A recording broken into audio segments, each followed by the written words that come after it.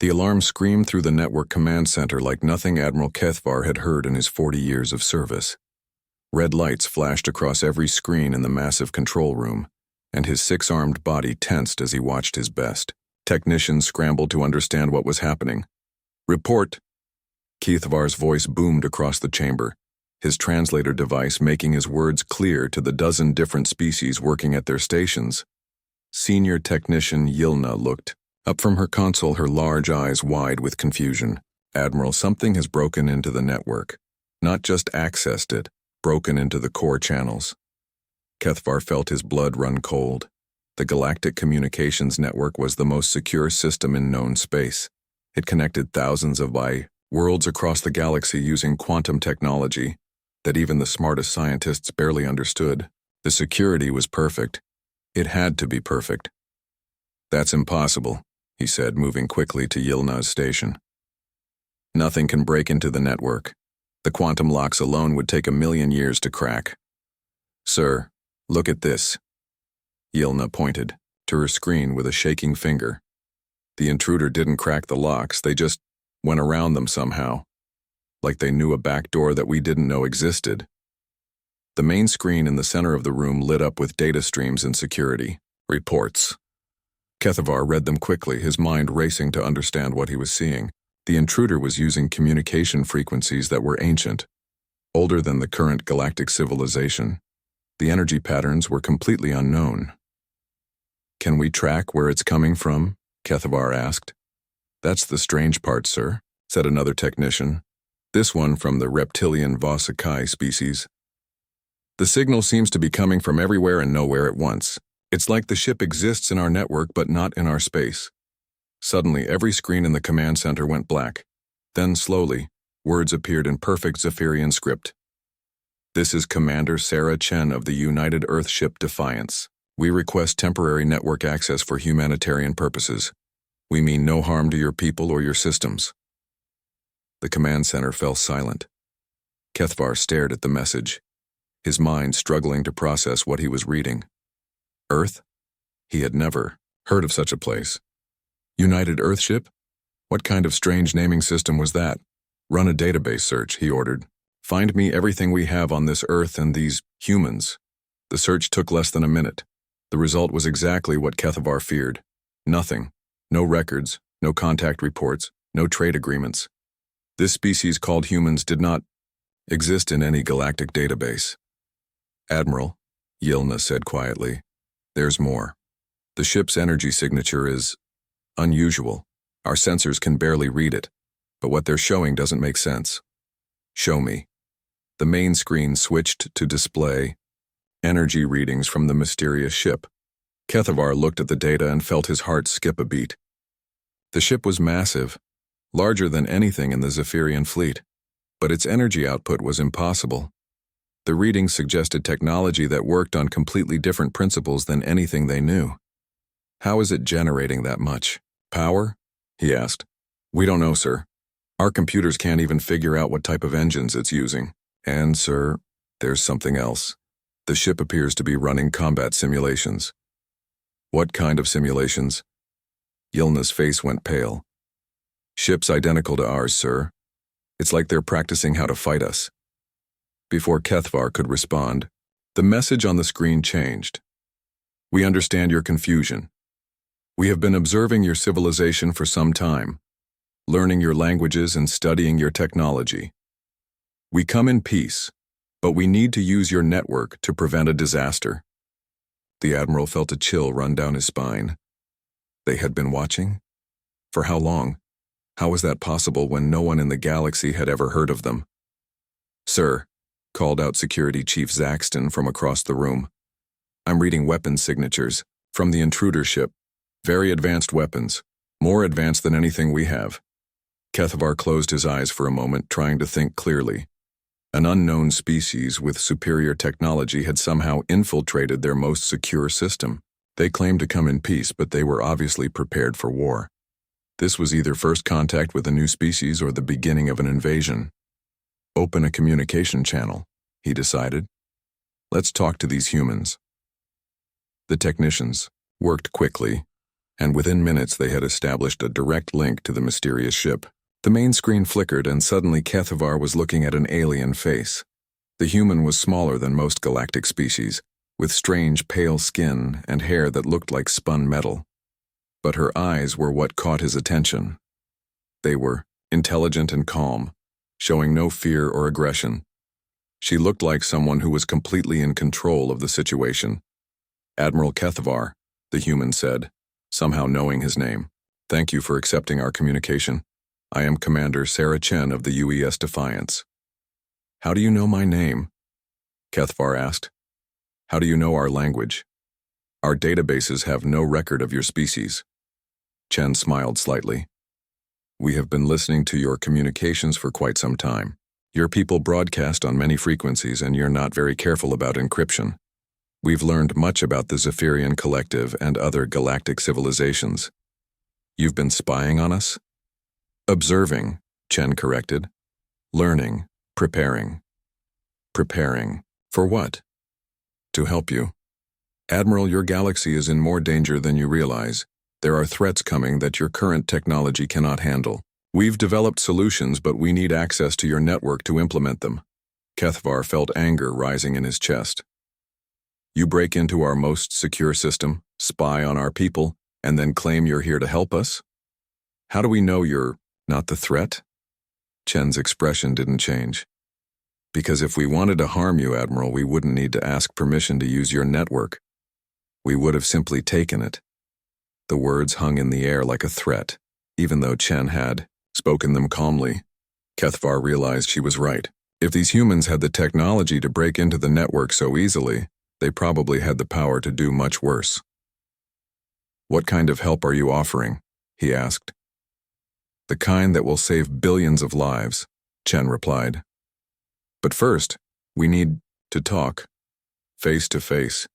Are you willing to meet with us?" Kethavar looked around the command center at his people. They were all watching him, waiting for his decision. He was the admiral of the Zephyrian Navy, responsible for protecting his people. But he was also looking at a situation completely outside his experience. "Where?" he asked. "Your choice, Admiral. We can come to you or you can come to us. But I should warn you, we're not the only human ship in this sector." The implications of that statement hit Kethavar like a physical blow. Not the only ship. How many were there? How long had they been here? How much did they really know about galactic civilization? "We'll meet on neutral ground," he said finally. "Station Omega-7 in the disputed zone." "Agreed. We'll be there in 6 hours." The screen went black, leaving Kethavar staring at his own reflection. In 6 hours, he would be making first contact with a species that had been watching his people in secret. A species with technology that made their own look primitive. A species that claimed they were here to help but had the power to destroy everything he knew. He looked around the command center one more time, then headed for his private office. He had a lot of reports to write and a lot of difficult decisions to make. The galaxy had just become a much more dangerous place. Station Omega-7 floated in the empty space between star systems, a neutral meeting point used for diplomatic talks when nobody trusted anybody else. Admiral Kethavar arrived first with his escort ships, setting up a defensive formation around the station. He didn't expect trouble, but 40 years in the Navy had taught him to always be ready for it. The human ship appeared exactly 6 hours after their conversation, but not in the way Kethavar expected. There was no flash of light from faster-than-light engines, no energy signature building up as the ship dropped out of hyperspace. One moment the space was empty, and the next moment the UES Defiance was simply there, as if it had always been. "Sir," his sensor operator called out. "I'm reading massive energy fluctuations from the human ship, but they don't match any known propulsion system." Kethavar studied the vessel through the station's viewing ports. It was even larger than the energy readings had suggested, easily 3 times the size of his flagship, but it didn't look like any warship he had ever seen. The hull was smooth and dark, covered in patterns that seemed to shift when he wasn't looking directly at them. There were no obvious weapons ports, no shield generators, no communication arrays. It looked more like a work of art than a military vessel. "They're requesting permission to dock," reported his communications officer. Granted, but keep our weapons charged and ready. An hour later, Kethvar found himself sitting across a conference table from Commander Sarah Chen and 2 other humans. The meeting room was standard for diplomatic encounters: neutral colors, translation equipment, chairs that could accommodate different body types. But somehow the humans made the space feel different just by being in it. Chen looked exactly as she had on the communication screen, small by galactic standards with that strange pale skin and metal-colored hair. But seeing her in person, Kethvar noticed other things. She moved with the confidence of someone who had never known real fear. Her clothes were simple, but made from materials he didn't recognize, and her eyes seemed to take in everything at once, as if she was constantly analyzing her surroundings. "Admiral," Chen said, her translator rendering her words perfectly in Zephyrian, "thank you for agreeing to meet with us. I know this situation must be confusing for you." "Confusing is one word for it," Kethvar replied. "I've spent the last 6 hours trying to understand how your people have remained hidden from galactic civilization for so long." One of the other humans, a large male with dark skin, leaned forward. "We haven't been hiding, Admiral. We've just been careful. Your people tend to shoot first and ask questions later when they encounter something they don't understand. That's Lieutenant Commander Jackson," Chen explained. "He's our tactical officer, and this is Dr. Martinez, our science specialist." She gestured to a female human with short black hair and intelligent eyes. "The truth is, Admiral," Dr. Martinez said, "we've been studying your civilization for over 100 years. We've intercepted your communications, mapped your trade routes, learned your languages, and analyzed your technology. We know more about the Zephyrian collective than most." "Zephyrians do." Kethvar felt his anger rising again. "You've been spying on us for a century, and you expect us to trust you?" "We expect you to be smart," Chen said calmly. "Tell me, Admiral, in the last 100 years, how many times has a ship like ours attacked Zephyrian vessels?" Kethvar thought about it. "Never. We've never encountered anything like your ship." "Exactly. If we wanted to harm your people, we've had plenty of opportunities. Instead, we've watched and learned and prepared to help when the time was right." "Help with what?" Dr. Martinez activated a holographic display in the center of the table. It showed a 3-dimensional map of the galaxy, with different colored dots representing various civilizations. "Your galaxy is dying, Admiral. Not literally, but culturally and technologically. Look at this data." The display zoomed in on different sectors, showing trade patterns, technological development rates, and population growth. Kethvar studied the information with growing concern. The patterns were clear. Galactic civilization had stopped advancing. Technology had stagnated. Population growth had slowed. Even trade between worlds was declining. "We've been monitoring these trends for decades," Dr. Martinez continued. "Your people and most other galactic species have become comfortable. You've stopped pushing boundaries, stopped taking risks, stopped growing. And that comfort is making you vulnerable." "Vulnerable to what?" Kethvar asked.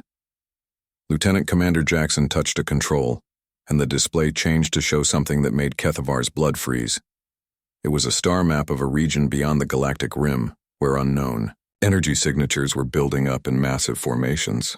"There are things out there that your current technology cannot handle," Jackson said grimly. "We've been tracking them for 30 years. They're coming, and when they arrive, the current galactic powers won't be able to stop them." Chen leaned forward, her expression serious. "We're not here to conquer anyone, Admiral. We're here to prepare the galaxy for what's coming, but we need cooperation from civilizations like yours to do it." "What kind of cooperation?" "Access to your communication networks, your trade routes, your manufacturing capabilities. In exchange, we'll share technology that will advance your civilization by centuries almost overnight." Kethvar stared at the humans across the table. Everything they were saying sounded impossible, but the evidence was right in front of him. Their ship alone proved they had technology far beyond anything the galaxy had ever seen, and the data they were showing him painted a picture of a galactic civilization in slow decline. "How do we know you're telling the truth?" he asked finally. Dr. Martinez smiled and pulled out a small device that looked like nothing more than a smooth metal cylinder. She placed it on the table and activated it. Suddenly, the air in the room filled with three-dimensional displays showing detailed technical specifications for Zephyrian ships, weapons, and communication systems. But these weren't just copies of existing technology. They were improvements. The displays showed how Zephyrian shield systems could be made 50% more efficient with simple modifications, how their weapons could be upgraded to twice their current power output, how their faster-than-light engines could be improved to travel 3 times faster while using half the energy. "This is just a small sample," Dr. Martinez said. "We have solutions for problems your people don't even know exist yet." Kethvar studied the technical data, his mind racing. He was a military officer, not an engineer, but he understood enough to see that what the humans were showing him was revolutionary. If even half of these improvements were real, they would change everything. "Why should we trust you?" he asked, again. "Because," Chen said, standing up and walking to the viewing port, "we're not asking you to trust us blindly.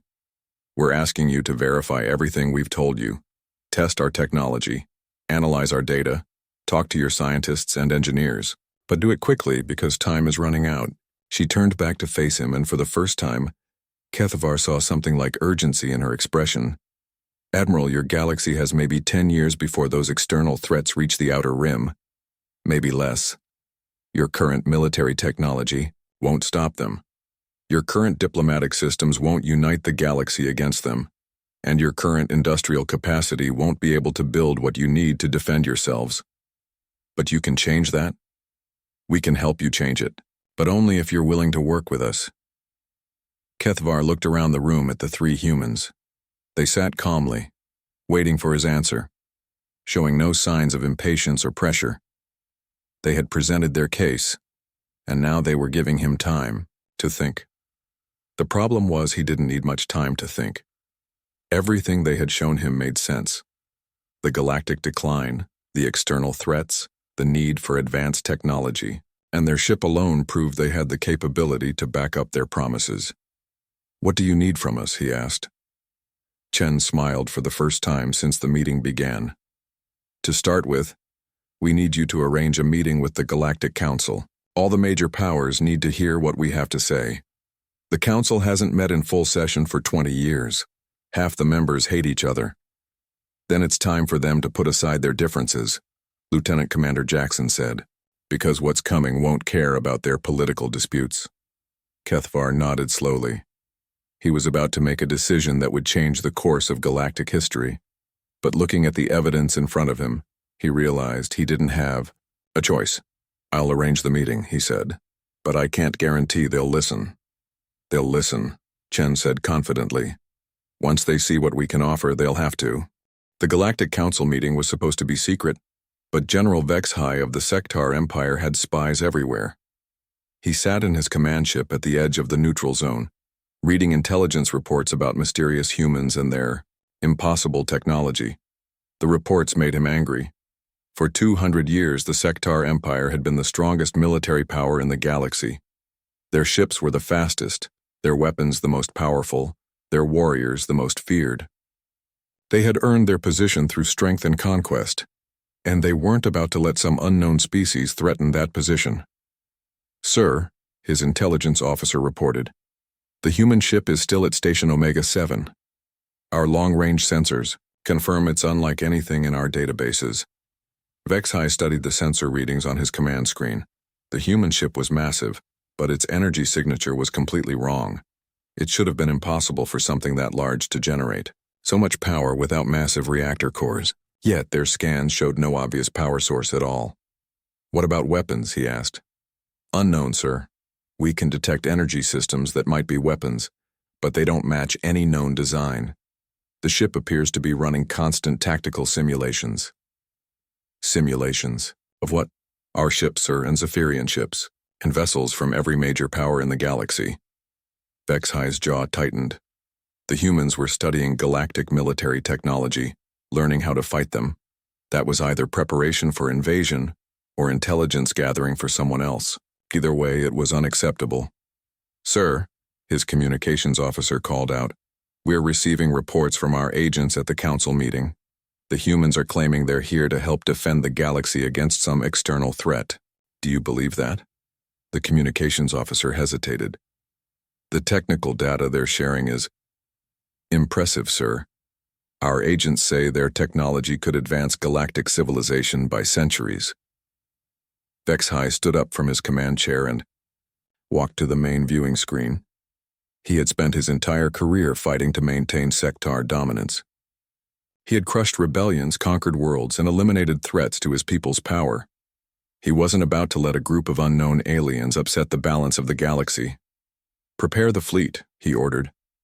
"If these humans want to play games with galactic security, we'll show them what real military power looks like." His tactical officer looked confused. "Sir, are we declaring war on the humans? We're eliminating a potential threat before it becomes a real problem. The humans claim to be peaceful, but they've been spying on us for decades. They have superior technology and unknown motives. In my experience, that combination always leads to conquest." Within hours, the Sector battle fleet was moving toward Station Omega-7. 50 warships, including Vexhai's massive dreadnought, all armed with the most advanced weapons the galaxy had to offer. It was enough firepower to destroy entire star systems. But Vexhai wasn't planning to destroy the humans, he was planning to capture them. Their technology was too valuable to waste. Once he had control of their ship and their knowledge, the Sector Empire would be unstoppable. The first part of his plan was already in motion. His cyber warfare specialists had launched a coordinated attack on the Galactic Communications Network itself. If they could trap the human ship in a digital cage, cutting off its communications and navigation systems, it would be helpless against conventional attack. "Sir," his cyber warfare commander reported, "the network attack is successful. We've compromised the main quantum channels and isolated the human ship's communication links." Vexahai smiled coldly. "Excellent. How long before the fleet reaches the station?" 6 hours, sir." "Good. By then, the humans will be sitting in dead space with no way to call for help and no way to run." But as the hours passed, something strange began happening.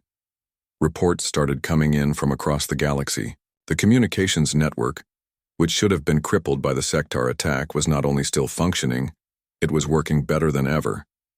"That's impossible," the cyber warfare commander said, staring at his readouts. "We severed the main quantum channels. The network should be down for weeks." "Then why am I still receiving communications from our agents?" Vexahai demanded. "I don't know, sir. It's like something is repairing the damage faster than we can cause it." On the main screen, technical displays showed the impossible. The communications network was not just being repaired, it was being improved. Quantum channels that had taken the galaxy's best engineers decades to build were being upgraded in real time. New pathways were being created that shouldn't have been possible with current technology. "Sir," the sensor operator called out urgently, "we're getting strange readings from the station. The human ship is moving." Vexhai looked at the tactical display and felt his confidence waver for the first time. The human ship had been at Station Omega-7 6 hours ago when they started their journey. Should still be there, trapped by their cyber attack.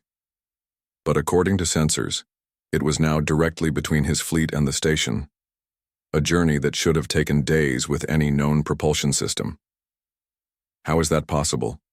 he asked. "Unknown, sir. There was no energy signature, no hyperspace distortion, no subspace wake. The ship just relocated." Vexhai studied the tactical situation.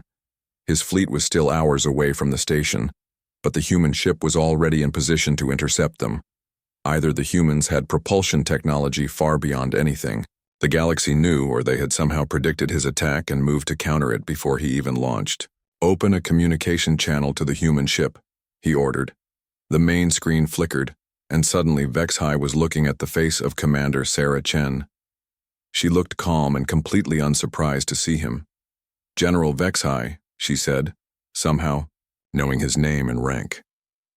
"I was wondering when you would show up." "You were expecting us?" "We've been monitoring Sector communications for weeks. Your plans were never really secret. We know about your fleet, your cyber attack, and your intention to capture our ship. Vex-High felt a chill run down his spine. The humans had been watching him the same way they had been watching everyone else.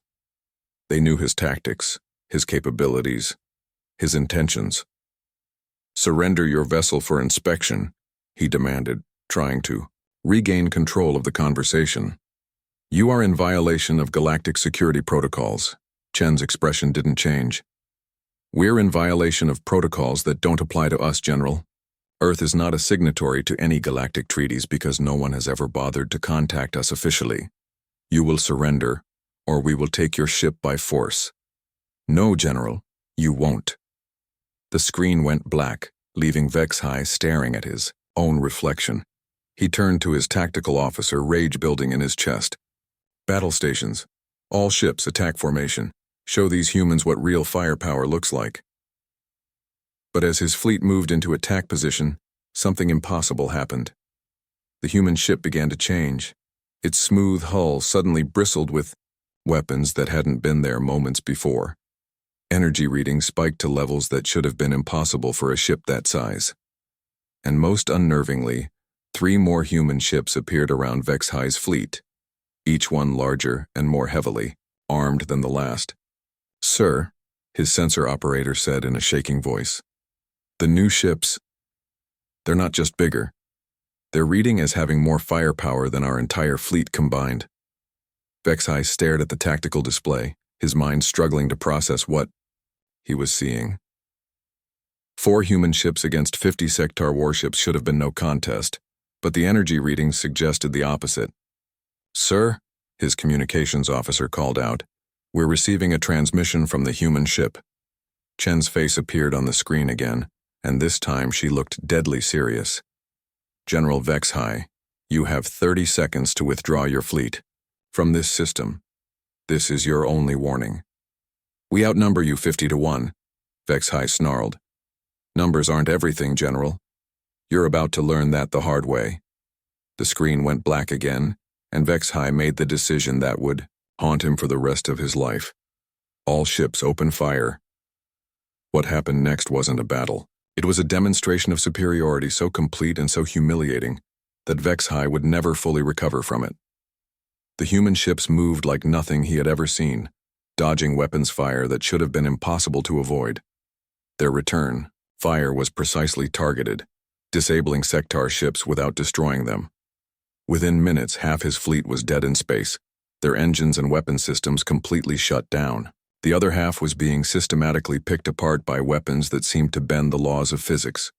And through it all, the humans never once fired a killing shot. Every attack was calculated to disable rather than destroy, to humiliate rather than annihilate. When it was over, Vex-High's mighty fleet was floating helplessly in space, completely at the mercy of 4 human ships that had barely worked up a sweat defeating them. The communication screen activated one more time, and Chen looked at him with something that might have been pity. "General," she said quietly, "we tried to do this the easy way." Admiral Kethvar stood on the bridge of his flagship, watching the aftermath of the most one-sided battle in galactic history.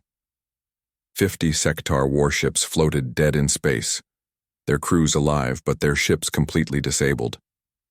4 human vessels hung motionless nearby, looking as calm and undamaged as they had before the fight began. "Sir," his sensor operator reported, "the human ships are powering down their weapon systems. They're requesting permission to approach." Kethvar nodded, still trying to process what he had witnessed. The Sectar Empire had the most powerful military in the galaxy. Their ships were faster and stronger than anything the Zephyrians could build. Yet the humans had defeated them without breaking a sweat. "Permission granted," he said, "and open a channel to General Vex-High." The main screen split, showing both Commander Chen's calm face and General Vex-High's expression of shocked rage. The Sectar commander looked like a man whose entire worldview had just been shattered. "General," Chen said politely, "your ships are disabled but undamaged. Your crews are unharmed. We could have destroyed your entire fleet, but we chose not to." I hope you understand what that means.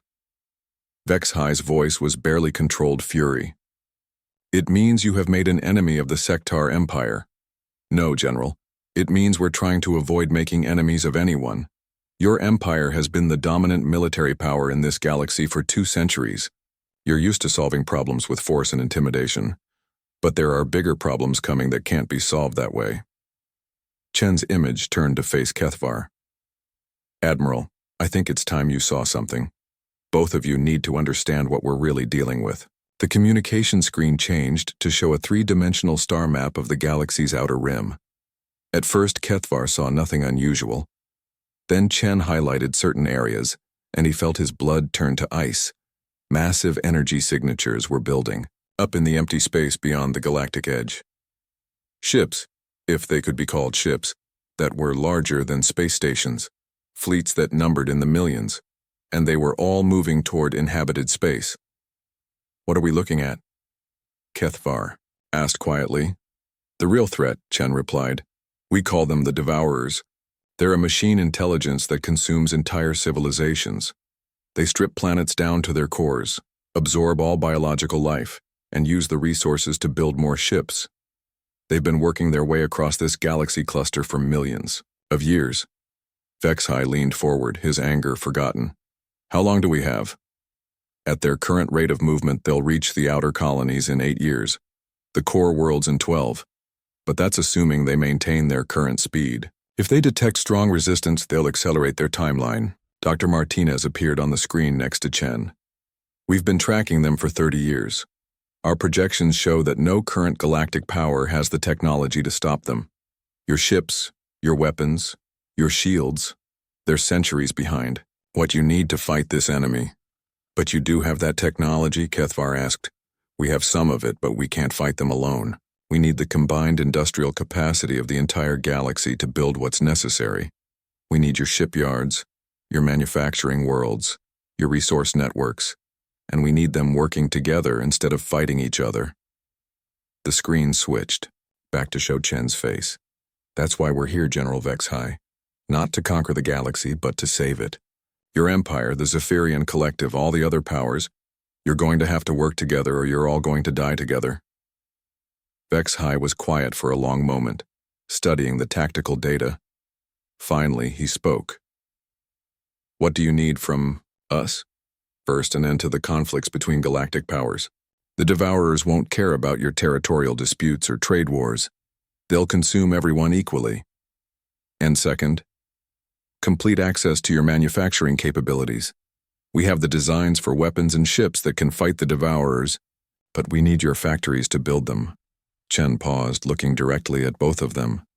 And third, you need to accept that humans are now part of this galaxy's political structure. We're not asking for territory or tribute. We're asking for a seat at the table when decisions are made. Kethvar thought about everything he had seen in the last few days. The human ship that could break into the most secure network in the galaxy. Technology that could repair and improve systems in real time. Weapons that could disable an entire fleet without destroying it. And most importantly, the willingness to share all of that technology to fight a common threat. You have our cooperation, he said finally. The Zephyrian Collective will work with you. All eyes turned to General Vexhi. The Sectar commander sat in silence for a long time, his pride warring with his practical nature. Finally, he spoke. The Sectar Empire agrees to a temporary alliance, but only until this Devourer threat is eliminated. Chen smiled. That's all we ask, General. A temporary alliance that saves everyone's lives. The screen changed again, this time showing detailed technical specifications for new ship designs. Kethvar stared at the data in amazement. These weren't just improvements to existing technology. They were completely new approaches to space warfare. These are the ships we'll need to build, Dr. Martinez explained. Vessels that can match the Devourer's firepower and withstand their weapons. The designs are based on human technology, but adapted to use materials and manufacturing processes your people already understand. How many ships are we talking about? Vexhi asked. 10,000 to start. Maybe 50,000 if the Devourers bring their full fleet, and that's just the military vessels. We'll also need support ships, supply, vessels, mobile shipyards, and manufacturing platforms. Kethavar felt overwhelmed by the scale of what they were discussing. That would require the combined industrial output of the entire galaxy. Yes, Chen said simply. Which is why every major power needs to be involved. This isn't something any one species can handle alone. What about command structure? Vexhai asked. Who leads this combined fleet? That's up to the Galactic Council to decide. We're willing to serve as advisors and provide technical expertise, but this needs to be a galactic effort, not a human takeover. Kethavar nodded approvingly. The humans could have demanded control of the combined fleet. With their superior technology, they probably could have taken it by force. Instead, they were offering to share their knowledge while letting the galaxy's existing powers maintain their autonomy. There's one more thing, Chen said. The construction timeline is critical. We have 8 years before the Devourers reach the outer colonies.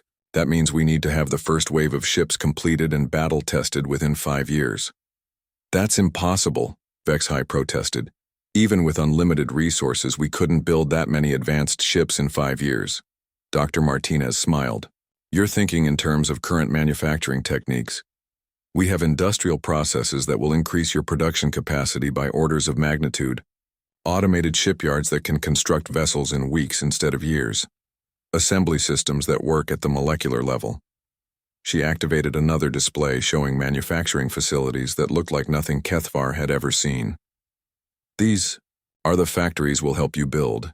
Each one can produce ships faster than your current best shipyards can produce fighters. How is that possible? Kethavar asked. The same way our ship can repair your network faster than you can damage it, Chen replied. We've learned to work with matter and energy at a fundamental level. What you call impossible, we call Tuesday. Vexhai leaned back in his chair, looking dazed. You're talking about revolutionizing our entire industrial base. We're talking about saving your entire civilization, Chen corrected. The industrial revolution is just a side effect. The communication continued for another hour, with the humans sharing more technical data and tactical projections. By the end, both Kethavar and Vexhai understood the scope of what they were facing and what would be required to survive it. As the call ended, Kethavar found himself alone on his bridge, staring out at the human ships. 3 days ago, he had been a simple admiral commanding a section of space patrol. Now he was part of a galactic alliance preparing to fight for the survival of all known life. He activated his communication system and began composing messages to every major power in the galaxy. The Galactic Council would meet again for the first time in 20 years. And this time they would have to put aside their differences and work together, because if they didn't, there wouldn't be a galaxy left to fight over.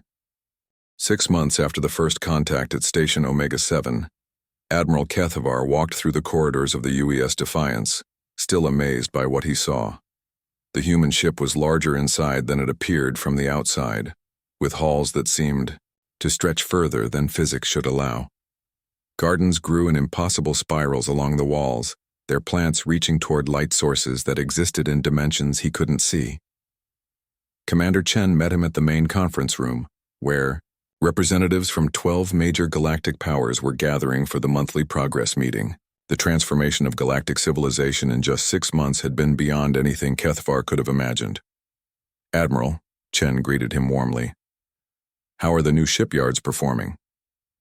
Beyond all expectations, Kethavar replied, taking his seat at the conference table.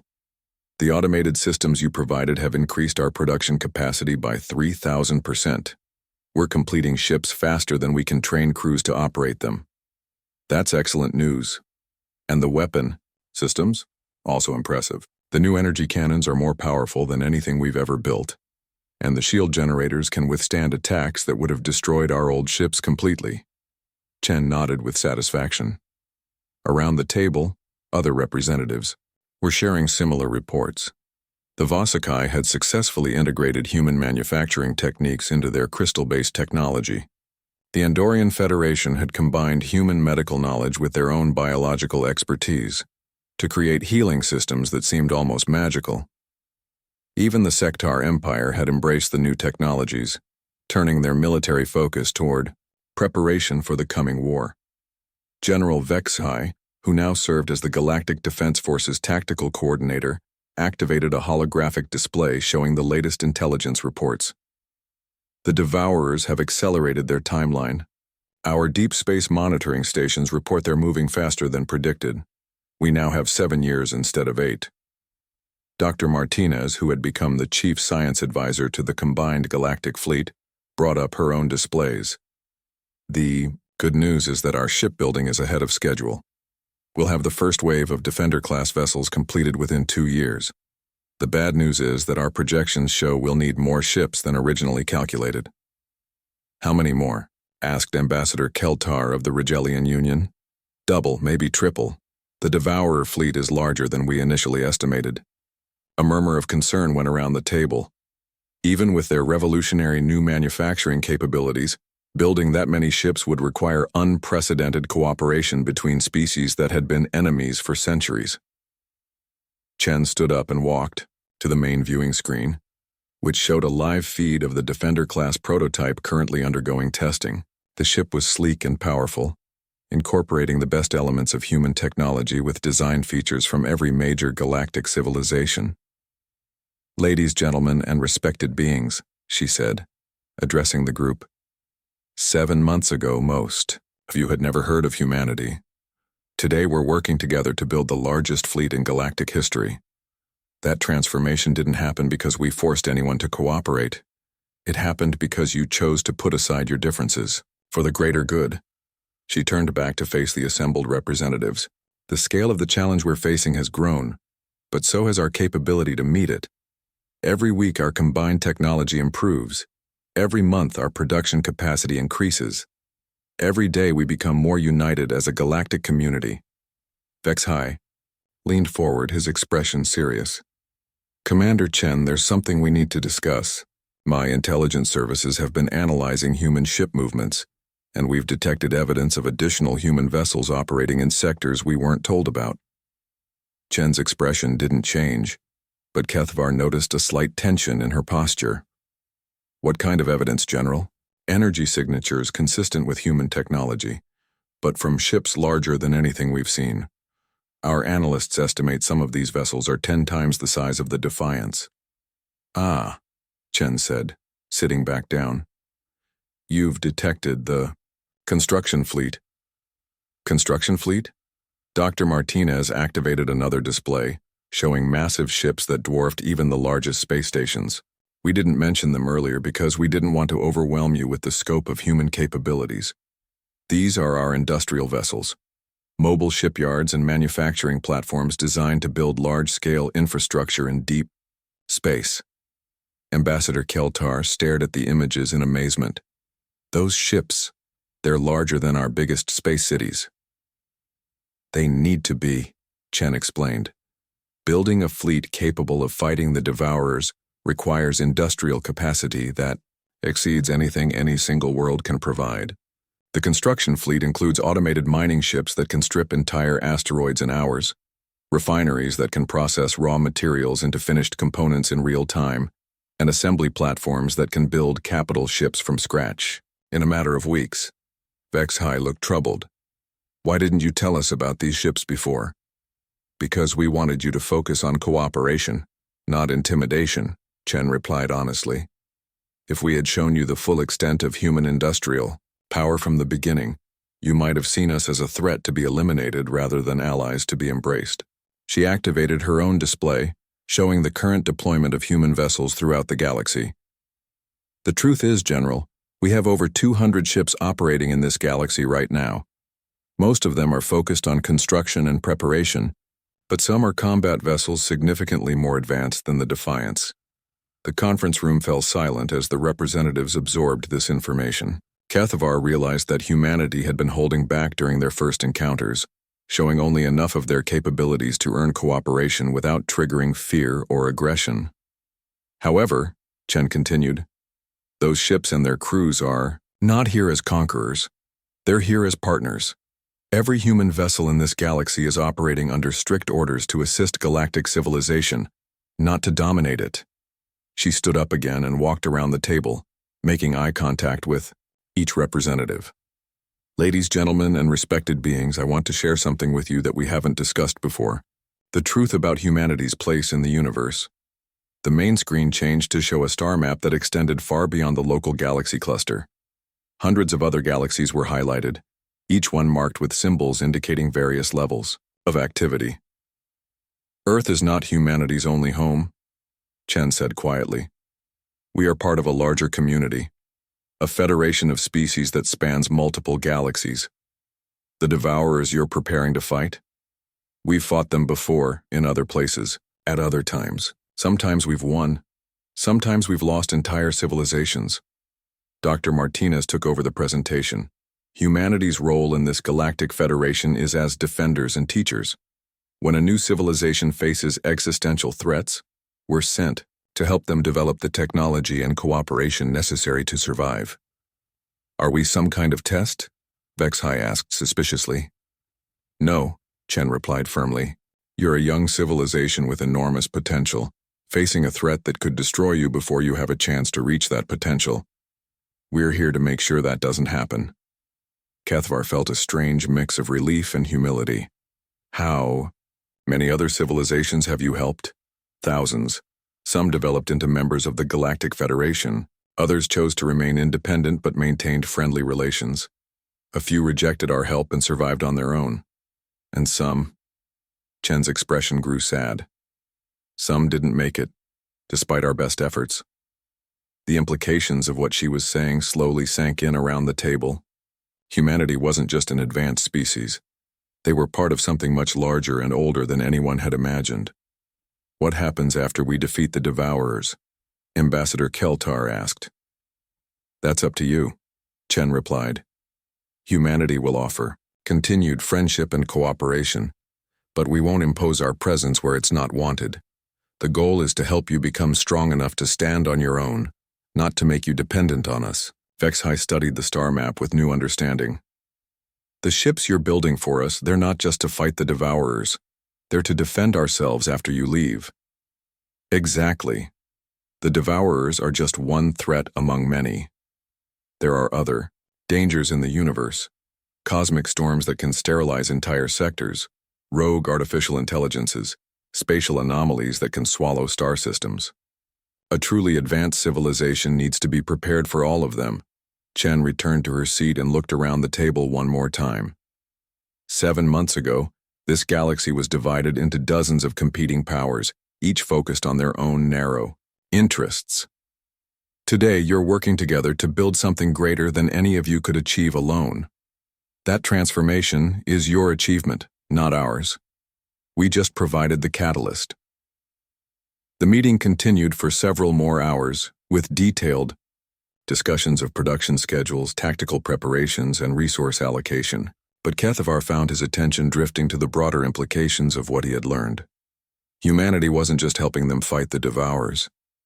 They were helping an entire galaxy grow up, learn to cooperate, and take its place in a universe much larger and more complex than anyone had imagined.